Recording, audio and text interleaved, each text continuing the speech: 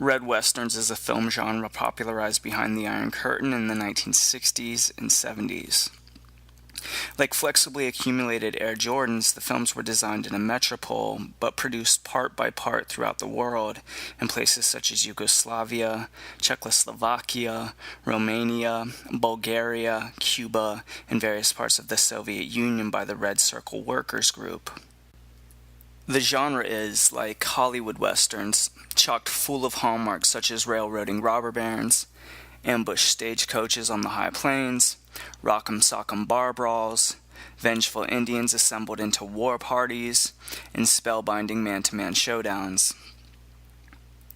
These 12 DEFA studio productions made between 1965 and 1983, with titles such as The Sons of Great Mother Bear, Speer des Falken, Weißwolf, Apachen, Tecumseh, Chingachgook die Große Schlange, Osceola, Uzana, Blutsbruder, Severino, and Der Scout invert tropes common to Hollywood westerns by glorifying Native American struggle against avaricious white settlers.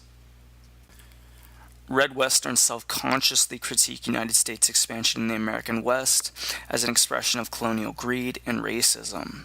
The films thus ideologically invert Hollywood westerns by imposing a socialist notion of community onto the western genre, and they were ultimately designed to demythologize Manifest Destiny as an imperialist venture underwritten by the U.S. federal government in league with heartless capitalists who seem to delight in the displacement and genocide of Native Americans. Like Hollywood westerns, they pit good guys versus bad guys in a hollow, one-dimensional opposition. The Americans are not Indians, and Indians are not Americans is a recurring rendition in each Red Western. The genre is, as Gerd Germunten argues, an official critique of imperialism. The fate of North American Indians provided a showcase of what it means to be a victim of capitalist expansion, the consequences of which can range from unequal trade, theft, and deceit to willful starvation, random murder, and organized genocide. Native Americans depicted in Red Westerns are, despite the few corrupted by imperialist values and firewater, content members of a homogeneous society in which, like worker ants, everyone knows their role in the community. Leadership is determined by tribal laws, which are never questioned. Decisions are not made impulsively, but by careful deliberation of tribal leaders. Conflicts arise with white settlers, Union soldiers, planters, oilmen, and robber barons, but seldom within the community. And since these films were made by the state for popular consumption, they were ultimately designed to manufacture consent of the masses. A total of 12 Red Westerns were produced between 1965 and 1983. One film was generally distributed each summer while kids were on holiday from school. The Sons of Great Mother Bear was viewed 10 million times in Eastern Bloc theaters, making it and Red Westerns an important Cold War vehicle for delineating the continuities of an American imperial narrative. They are, in short, hot media in the midst of a global cold and culture war. In Dialectics of Enlightenment, Theodor Adorno and Max Horkheimer theorized that there was distinct connections between the authoritarian nature of culture in interwar Germany and post-war America, particularly both cultures' cinema, which symbiotically and powerfully melds multiple mass communication mediums. Despite the ideological rhetoric, Red Westerns are part of a global culture industry rooted in fantasy and consumption that was pervasive throughout fascist Germany in the interwar era, as well as post-war America. Adorno and Horkheimer, however, overlooked the triangulation of popular culture in post-war America with East and West Germany, as well as interwar fascism. Red Westerns, like commercials, are designed to manipulate viewers into docility and passivity. Despite the anti-authoritarian ideology espoused, the process of consumption is as unidirectional as listening to the radio. In short, Red Westerns, like commercials, did not permit viewers to be subjects, but rather passive receptacles of information, mere objects exposed in authoritarian fashion to the same programs put out by different stations. and DEFA used the movies as propaganda designed to, quote, educate children about class conflict, an attempt that proved to be largely unsuccessful, since younger audiences tended to ignore the, quote, history lesson and get lost in the fantasy of reductionist and jejune adventure plotlines. Red Westerns, which are post-war East German cultural products made in reaction to Karl May novels turned TV miniseries in 1950s West Germany, as well as American Westerns, they are hardly more accurate depictions of Native American history than Hollywood studio productions. In May's novels and DEFA productions, the history of Native Americans is product of European anxieties and used as propaganda to serve European agendas.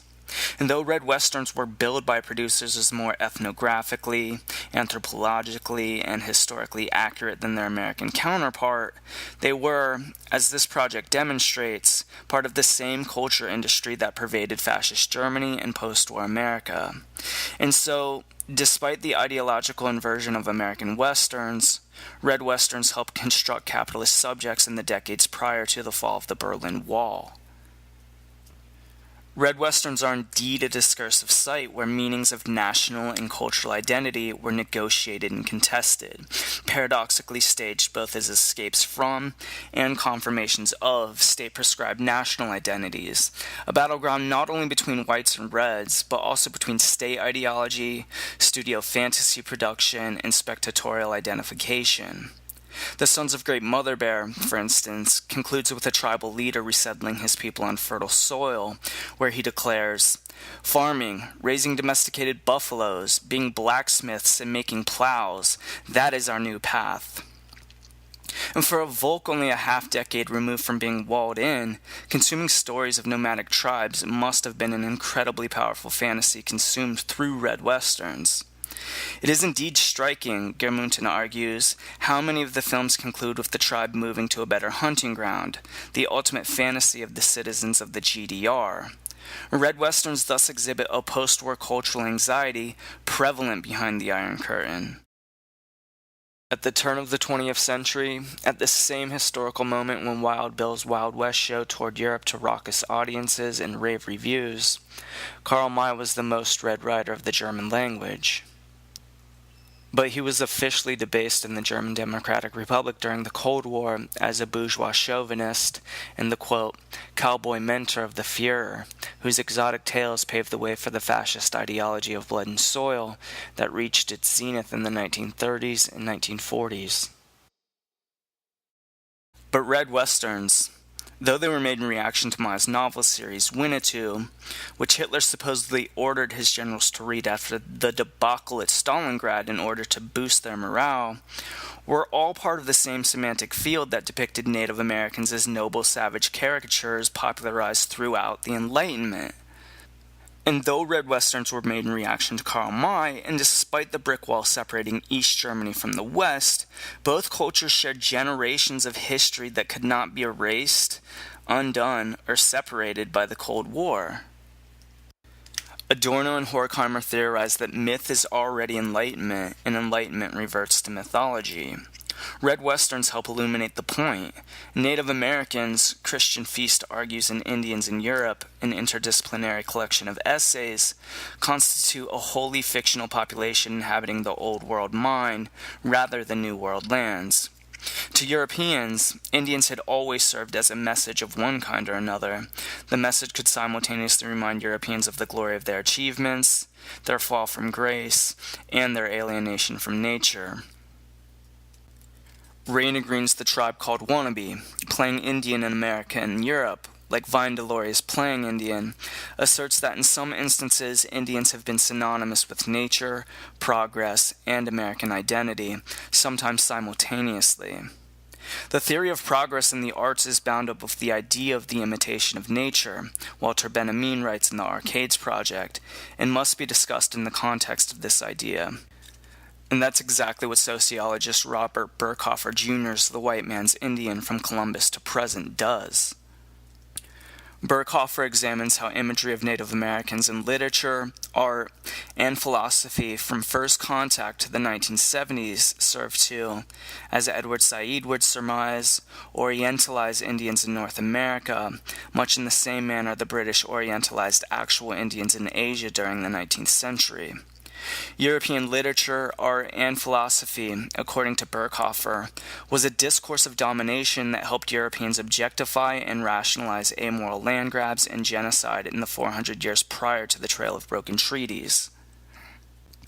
Europeans in North America, according to Green and Deloria, traditionally masqueraded as Indians in order to distance themselves from identification as European. These initial shapes of playing Indian, according to Green and Deloria, constituted cultural origins of America in which Europeans were transformed by Indians and Indians were transformed by Europeans into the, quote, new man St. John de Crèvecoeur hailed.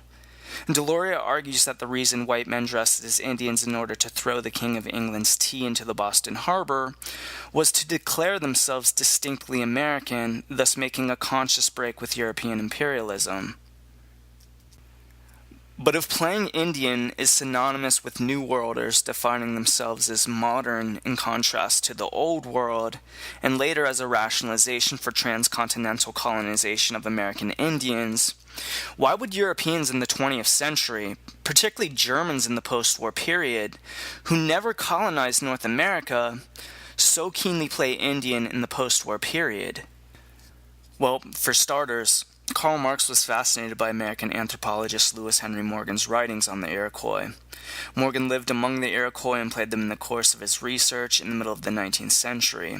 And though there's no evidence of Marx himself playing Indian, he saw in the Iroquois past a model for how humanity could and should be organized, particularly the eradication of private property.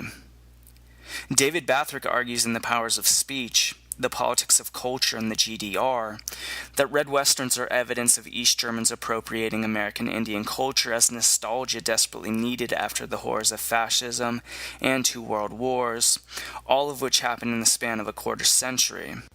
The theory of progress thus became bound up with notions of pre-capitalism, as Anglo-Saxons in North America had, according to Green and Deloria, played both nature and American by playing Indian.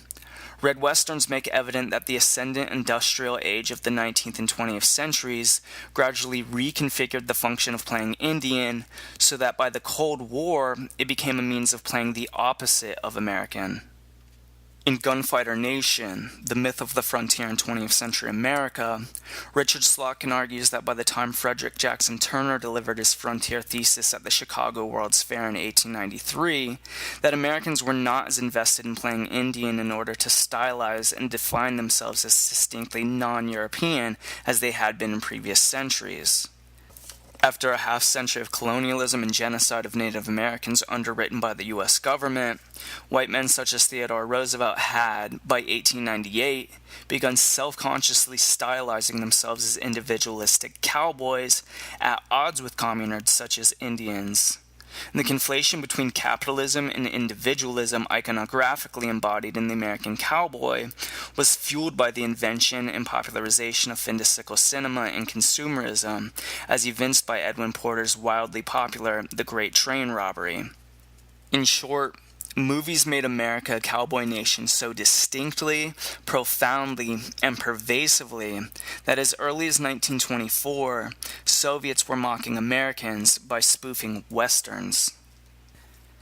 The Extraordinary Adventures of Mr. West in the Land of the Bolsheviks is considered the first Soviet film that is overtly anti-American. The film parodies Americans as ignorant and buffoonishly leery about the Russian Revolution. Mr. West, the president of the YMCA, travels to Moscow with a cowboy named Jetty, who he thinks can protect him from savage Bolsheviks he's read about in American magazines. Jetty, however, is unable to keep West from being kidnapped by a Russian count and his gang of marauders.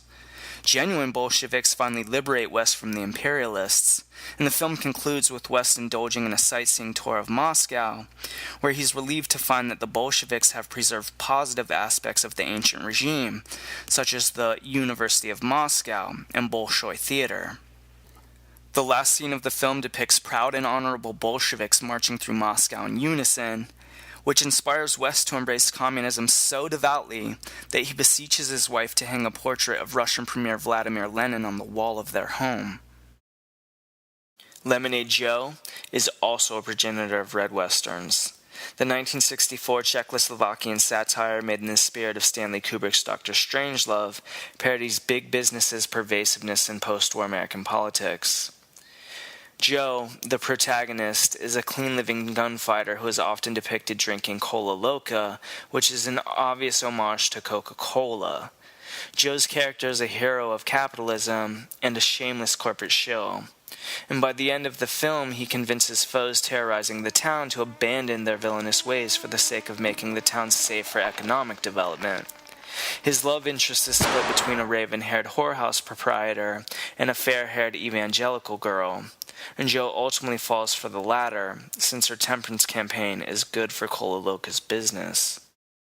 From the time the curtain fell on World War II in 1945, to the time the Iron Curtain was erected in 1960, cultural elites in both the US and Soviet empires were not merely defining themselves in contrast to the other through popular cinematic productions. They were refining techniques of social control via mass media. In other words, red westerns are evidence that Soviets are playing Indian in the Cold War as a means of stylizing themselves as antipodal to American westerns as metaphor for rugged individualism, American capitalism embodied in Theodore Roosevelt and John Wayne. But the very act of consuming red westerns helped cultural elites craft political and marketized subjects in much the same manner as had happened in fascist Germany and post-war America, through the production and distribution of mass media designed to manufacture consent. Red westerns were incredibly popular in Eastern Bloc countries in the 1960s and 70s, and by then Raina Green argues Native American culture was increasingly fetishized throughout the world as a model of a alternative lifestyle that was manifested in communal living and fashion. And following broad trends toward environmentalism and anti-technology, North American Indians were symbolized as inherently possessing pre-capitalist social and economic values, and thus were the antithesis of Western imperialism, or at least that's how they were commodified. On both sides of the Iron Curtain, from hippies in San Francisco to factory workers in Frankfurt, American Indians were increasingly fetishized as soulful, wise, ritualistic, and at times supernatural noble savages, victimized rather than participants in Enlightenment-era imperialism. In Gunfighter Nation, Slotkin argues that The Magnificent Seven, a remake of Japanese director Akira Kurosawa's The Seven Samurai, was a counterinsurgent film that celebrated guerrilla warfare against imperial power, and thus foreshadowed America in Vietnam. The Vietnamese were, not ironically, metaphorically conflated with American Indians.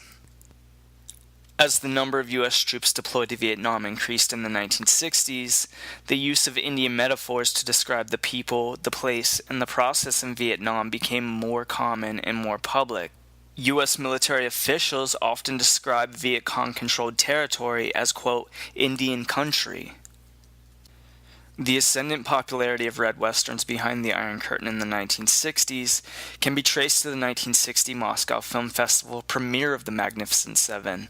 Soviet leaders had previously been reticent about exposing subjects to American films, but the film was so apparently subversive of post-war Western imperialism that officials permitted it to be viewed. Seven, seven, seven. The Magnificent Seven. They were only seven, but they fought like 700 to bring the kind of justice that would last. They made a brave stand, the Magnificent Seven. They fought for the future to wipe away their past. Both the Magnificent Seven and red westerns are part of a genre known as revisionist westerns, which was a post-war global phenomenon that gained increased notoriety and popularity during the Vietnam War. Revisionist westerns include spaghetti westerns from Italy and Zapata westerns, which were set in Mexico during the decade-long revolution. Revisionist westerns were often replete with anti-heroes, lawlessness, intended to critique big business as greedy and corrupt. They also inverted common tropes in traditional American westerns by providing more sympathetic, or at least complex, portrayals of Native Americans, African Americans, and women. The genre was conspicuously used as political fodder behind the Iron Curtain. After the premiere of Little Big Man at the 1971 Moscow Film Festival, a Pravada reviewer described the massacre of Cheyenne by U.S. Army troops as, quote, "what the American Army is doing in our time in Indochina." Red Westerns were, in short, product of a global, anti-imperial, post-colonial, post-war ethos manifest in pop culture on both sides of the Iron Curtain. But for all the billing as antithesis to Hollywood studio productions, Red Westerns were ultimately designed to project a pervasively conservative hegemonic discourse that was, like its American counterpart, rooted in Enlightenment-era economics, politics, and philosophy. Like Hollywood Westerns, Red Westerns celebrated the same racism and heteronormativity pervasive throughout Enlightenment-era Western empires. Gojko Mitic, a bodybuilder born in the Kingdom of Yugoslavia, is considered the John Wayne of Red Westerns. He played Indian Chief in numerous DEFA productions, as well as Winnetou in the Karl May Festival, and on television in 1992, soon after German reunification. So despite the inversion of capitalist rhetoric and sympathetic portrayal of Native Americans, Mitic, much like Al Jolson in blackface minstrel performances a generation earlier, characterized and thus debased an entire race of human beings. As with most Hollywood westerns, Red Westerns largely conflated tribal difference into a generic mascot-like ahistorical caricature and thus ignored centuries of regional and cultural difference. An autonomous Native American past prior to 1740 does not actually exist in Red Westerns, thus making them hardly more historical than Hollywood Westerns. DEFA depictions of Native Americans, thus, like their American counterparts, provide viewers with the same hokey and tired cliches and misconceptions of tribal life exhibited in Hollywood Westerns, such as steely-eyed warriors with blank stares who are so adept at horseback riding that they seem like centaurs of the plains. Indians in Red Westerns speak in short, choppy sentences, and the primary focus of each film is always on the power of white imperialists to limit the agency of Native Americans. Red Westerns also perpetuate the same gender norms popularized in mass media throughout Western empires during the Enlightenment. Indian women, if depicted at all, are sacrificial lambs to plotlines that perpetuate fantasies of coital bliss and revenge. Heteronormativity is particularly prevalent in Chingachgook. Wadawa, the daughter of a Delawarean chief, is promised to Chingachgook, a virile warrior. But before the marriage, Huron raiders sack the Delawarean camp and kidnap the Indian princess. Chingachgook, together with his kindly white friend, Deerslayer, eventually free Wadawa from her captors. Chingachgook is thus an inversion of the damsel in distress narrative perpetuated in numerous Hollywood westerns. But rather than whites having to free a helpless white woman from Indians, white imperialists have corrupted Indian tribes, as if Indians lived harmoniously before whites arrived in North America, which is not entirely accurate. And Red Westerns thus invert tropes and themes common to American westerns, but cannot escape the deep-seated racism and sexism part and parcel of the Western genre, which, of course, grew out of generations of Enlightenment-era discourse, art, philosophy, and politics. Red Westerns are also deeply implicated in the post-war culture industry due to the way they, like Hollywood movies, create and perpetuate consumer star culture, which is inherently class-based. A case in point is Mitic. By refusing to be a powerless victim of genocide, Mitic's portrayals of Tecumseh, Osceola, Otsana, Toki Ito, Chingachgook, Hartefelsen, and Severino act out the fantasy of the resistance fighter and the anti-fascist, providing a role model for young children and relieving the older ones from responsibilities they may not have been up to during the 1930s and 1940s. The cult of stardom, read class hierarchy, inherent to and embedded in the film industry in the U.S., as well as East and West Germany, and in pop art writ large throughout the post-war world, serves ideological and advertising interests Benjamin discusses in the work of art in the age of mechanical reproduction. The fantasies commodified through Mittish's heroic persona accentuate responsibility for the community, fairness, and willingness to reach peaceful agreements with an enemy one knows to be economically and militaristically superior. Since his characters were physically fit and rejected firewater, Mittish could be unabashedly celebrated as a role model for children, the dream of teenage girls, and ideal son-in-law and model citizen. And when Gotchko was on the scene, one reporter noted, "We had mass rallies that weren't even ordered from above." Mittish's star persona as the antithesis of John Wayne could at once stand in for the Yugoslav partisan, the model German, the displaced Jew, as well as American Indian. And yet, the fantasies perpetuated in red westerns are equally utopian to manifest destiny ideology of individualism and capitalist expansion espoused in Hollywood westerns. In short, Mittich was a kind of Che Guevara t-shirt. Despite his commodified form as anti-capitalist, his very commodification is an example of how consumer culture co-opts symbols of rebellion in order to serve particular agendas and economic means and ends. The distribution of these means and ends is the basis of partisan politics. Perhaps the most glaring irony of red westerns is that although they celebrate an ideology of communalism embodied in Native Americans, the act of consuming the genre was intensely personally gratifying for viewers and thus crafted the desire to more actively participate in the culture industry.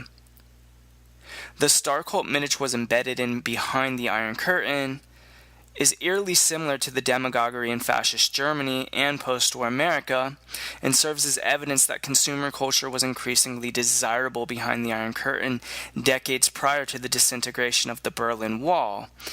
In short, the very act of consuming red westerns is evidence that viewers were not merely being shaped as nationalist or political subjects, they were also being conditioned as capitalist subjects.